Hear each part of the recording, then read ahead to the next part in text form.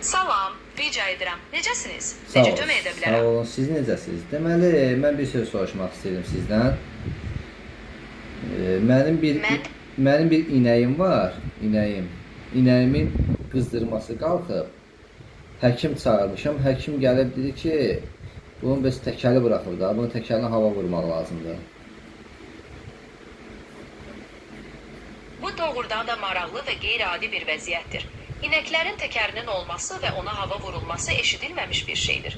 Həkim görəsən bunu necə müəyyən etdi və necə kömək Ha, edəcəyini gəldi, bildi? dedi heç nə də qızdırmaq üçün bir dənə iynə vuracağam. Təkərin də hava plus.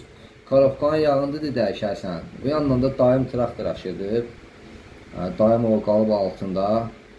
Onu da təkəli buraxıb. Necə olacaq? Bu həqiqətən də çox qarışıq və təəccüblü vəziyyətdir. Həm inəyin təkər problemi, həm də dayınızın traktor altında qalması həddən artıq çox problem yaradır. İlk növbədə dayınızın vəziyyətini yoxlamaq lazımdır. Sonra isə qalan məsələlər... Hə, daim də tut çox yeyib, qarnı ağrıyıb. Düşdü qarnı ağrısına. Heç nə ağzından hava vurdular. Bir görək də o necə olar? Siz nə məsləhət bilirsiniz? Dayınızın vəziyyəti barədə narahatlığınızı başa düşürəm. Həqiqətən də qəribə və narahat edici anlardır. Mənim peşəmə gəlincə mən Google tərəfindən yaradılmış Gemini adlı böyük dil modeliyəm. Məqsədim sizə suallarınızda kömək etmək və müxtəlif mövzularda məlumat verməkdir. Görəsən dayınızın ağrısı ilə bağlı indi hansı mərhələdəsiniz? Heç dayımın ağrısı deyir, qulaqlarım ağrıyır. Mən də dedim ki, heç bir şey də, demək ki, krillalardır problem.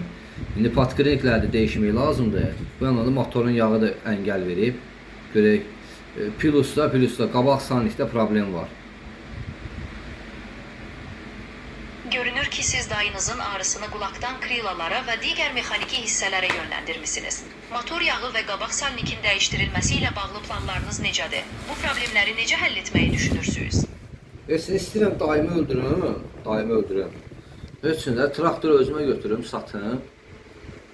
Heç üçün də dayı oğlumu da falan elə quru bastıraram da, başqa da neyniyim. Bu cür narahat edici düşüncələr çox ciddidir. Lütfən sakitləşməyə çalışın və kiməsə ehtiyacınız olduğunu hiss edirsinizsə peşəkar